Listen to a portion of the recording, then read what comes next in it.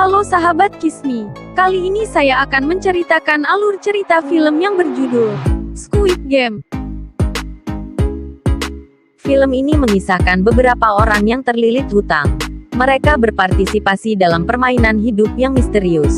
Permainan itu menawarkan hadiah uang 45,6 miliar won, di mana seluruh peserta harus mempertaruhkan nyawanya untuk memainkan game mematikan ini, untuk menjadi pemenang utama. Untuk mengetahui kisahnya, mari kita simak alur ceritanya.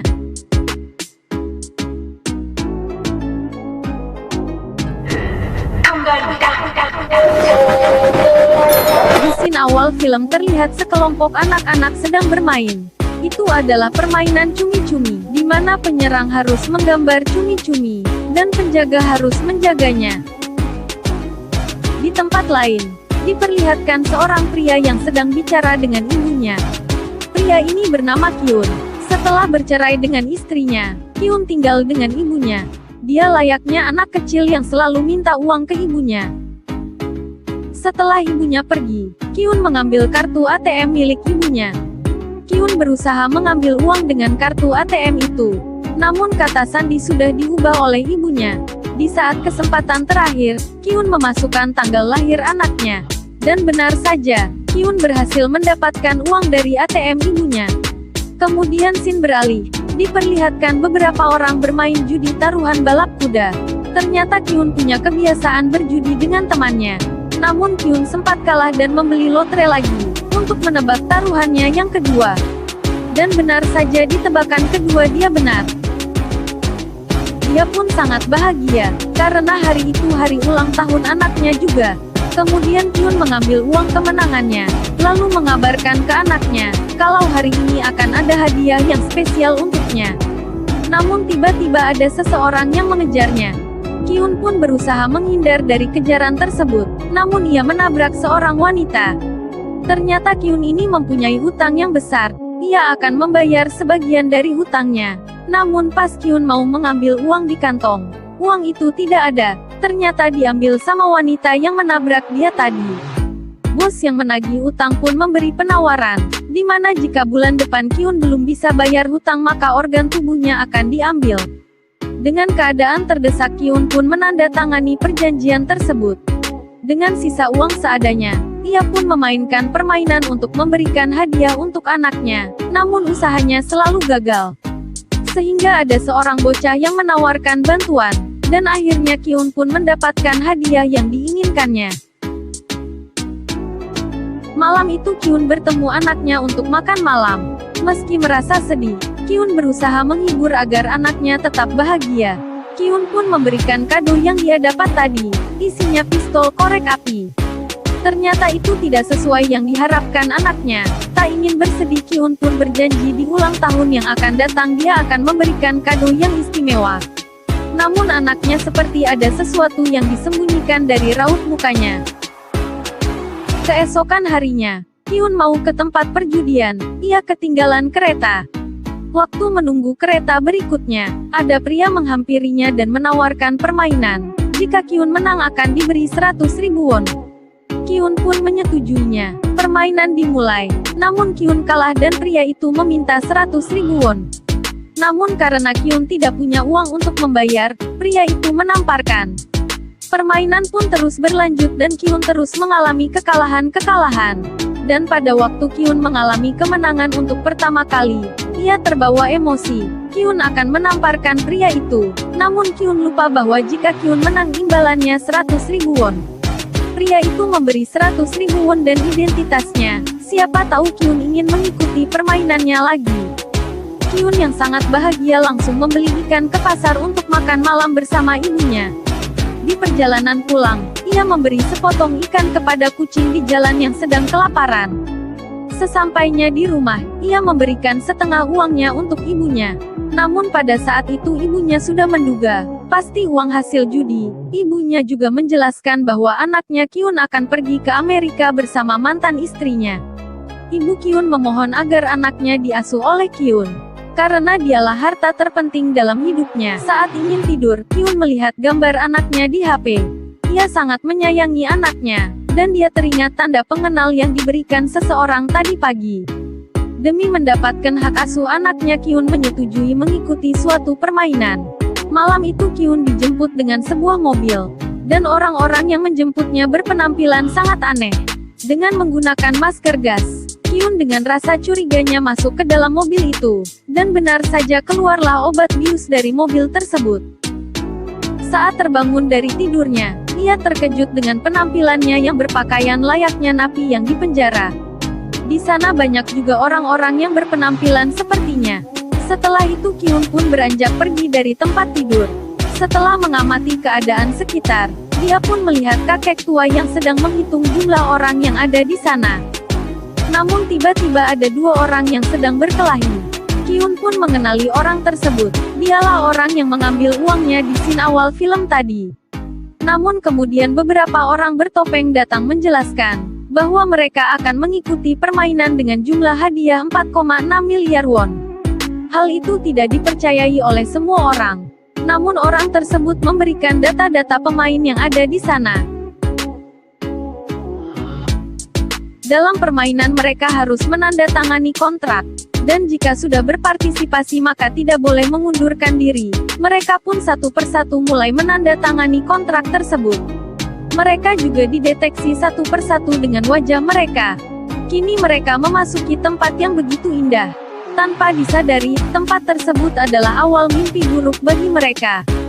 Kemudian mereka memasuki sebuah tanah lapang. Di saat itu Kyun bertemu teman masa kecilnya bernama Sang-ho. Namun Sang-ho mengabaikan pertanyaan Kyun. Di saat itu mereka diperlihatkan boneka yang sangat besar.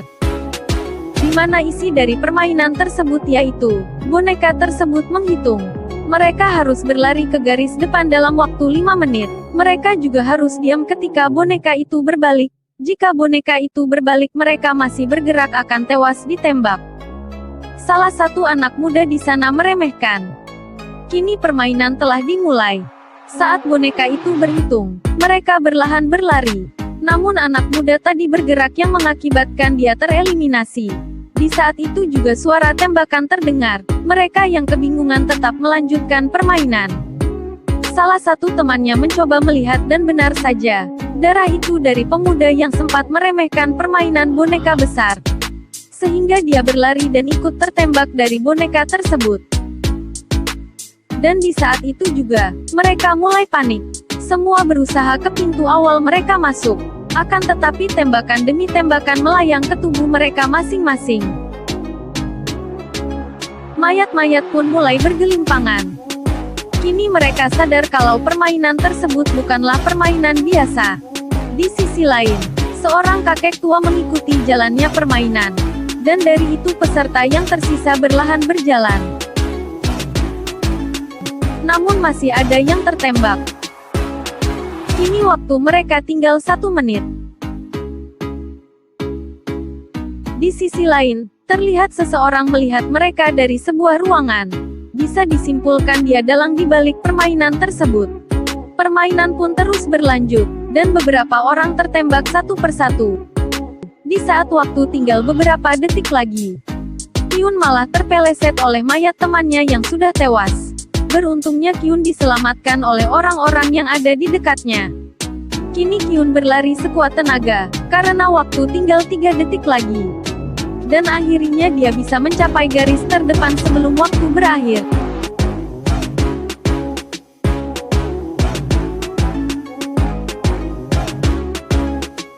Setelah menyelesaikan permainan pertama, mereka dikumpulkan di kamar.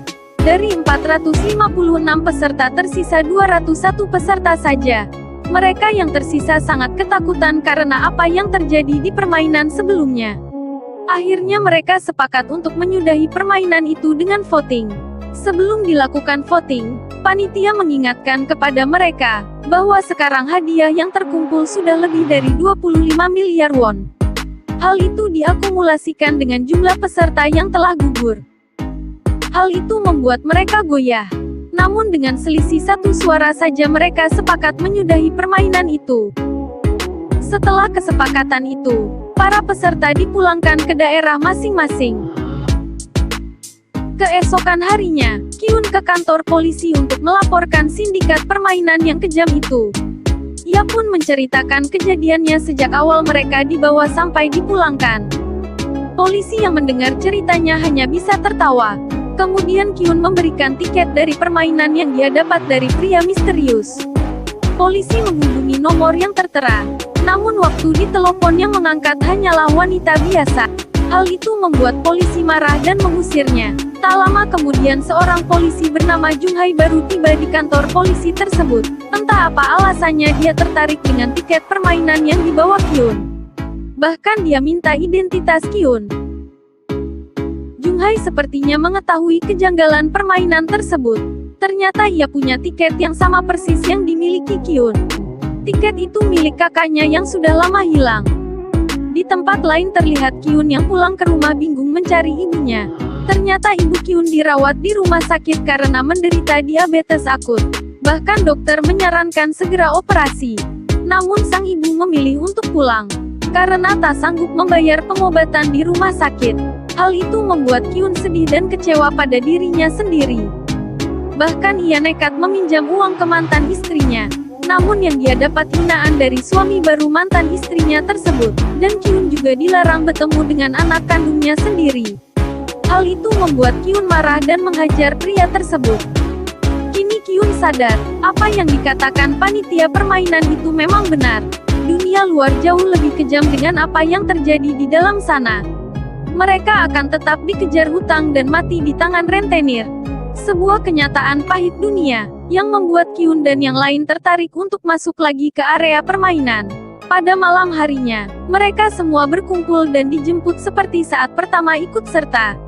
Namun yang membedakan, kini mereka lebih mempersiapkan diri, karena sudah tahu apa yang akan terjadi di dalam sana.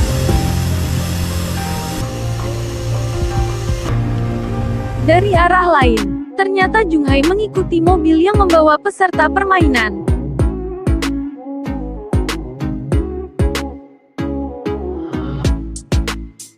Pada episode ketiga, Junho berhasil mengikuti mobil yang membawa peserta untuk dibawa ke camp maut tersebut.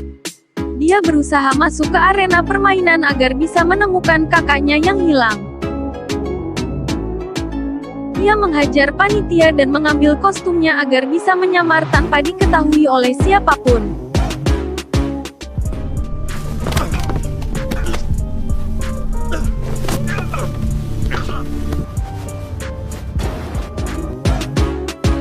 Seperti biasa, para peserta dikumpulkan dalam ruangan yang sangat besar. Namun tak diduga ada beberapa yang datang membawa senjata atau barang-barang kecil yang dia perlukan. Dari 201 peserta yang tersisa, ada 187 orang yang memutuskan untuk kembali. Di tempat lain, terlihat Junho kebingungan yang harus menyamar menjadi panitia di aula permainan tersebut. Di malam harinya, salah seorang peserta yang membawa pisau kecil pergi ke toilet dan berusaha menyusup lewat ventilasi. Dengan bantuan temannya dia bisa masuk ke ventilasi dan melihat apa yang terjadi di ruangan lainnya. Dia melihat panitia membuat gulali dalam skala besar, namun dia tidak tahu untuk apa gulali itu. Keesokan harinya, para peserta bersiap dan dikumpulkan untuk melakukan permainan kedua. Sebelum permainan dimulai, Sangwoo bertanya pada Sebuyuk tentang apa yang dilihat semalam. Dia bilang permainan kali ini pasti permainan masa kecilnya. Ia memberitahu, para panitia membuat gulali. Mendengar itu Sangwoo langsung teringat permainan masa kecilnya, di mana ada lelehan gula yang dibentuk berbeda-beda. Tugas mereka mengikis gula sesuai dengan bentuknya. Oleh sebab itu ia sengaja mengambil bentuk segitiga, karena paling mudah untuk dibuat. Tapi Sangwoo tidak memberitahukan ke teman-teman terdekatnya dan membiarkan mereka memilih bentuk-bentuk yang sulit. Peserta memiliki waktu 10 menit untuk menyelesaikan permainan kali ini. Bagi mereka yang gagal membuat bentuk yang sesuai, maka langsung akan dieliminasi dan ditembak. Hal itu membuat para peserta panik dan semakin ketakutan.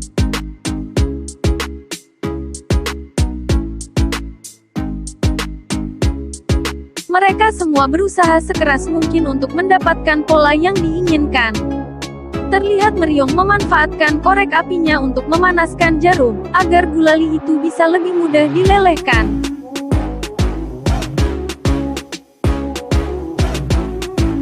Peserta yang memilih bentuk mudah, satu persatu menyelesaikan misi dengan aman. Namun yang jadi masalah adalah peserta yang mengambil bentuk-bentuk yang sulit. Ditambah mereka dikejar waktu yang terus berkurang. Di sini Junho mulai dicurigai oleh panitia lain, karena terlihat kebingungan dan tidak mengerti tugasnya. Di menit-menit terakhir, Kyun pun mendapat ide cemerlang. Saat itu ia melihat gulali mereka sudah ada polanya. Jadi yang harus mereka lakukan adalah menjilati gulali itu sampai bisa dipisahkan dari polanya tersebut. Hal itu adalah cara tercepat yang bisa mereka lakukan saat ini jika ingin selamat.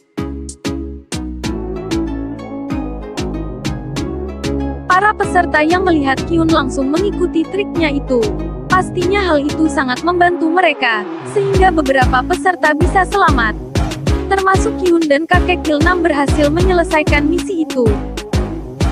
Namun ada peserta yang gagal dan berusaha melawan. Peserta itu merampas pistol dan menodong ke arah panitia tersebut, dan meminta melepas topengnya. Begitu melepas topengnya, ia langsung ditembak oleh penyelenggara permainan. Jadi semua panitia di sana telah memiliki perjanjian. Mereka dilarang membuka topeng atau identitas mereka di dalam aula permainan, kecuali mereka di dalam kamar sendirian. Dan, film pun bersambung. Nah Sobat Kismi, itulah alur film Squid Game episode 1 sampai dengan episode 3. Terima kasih telah menonton. Jangan lupa subscribe, like, komen dan tekan loncengnya.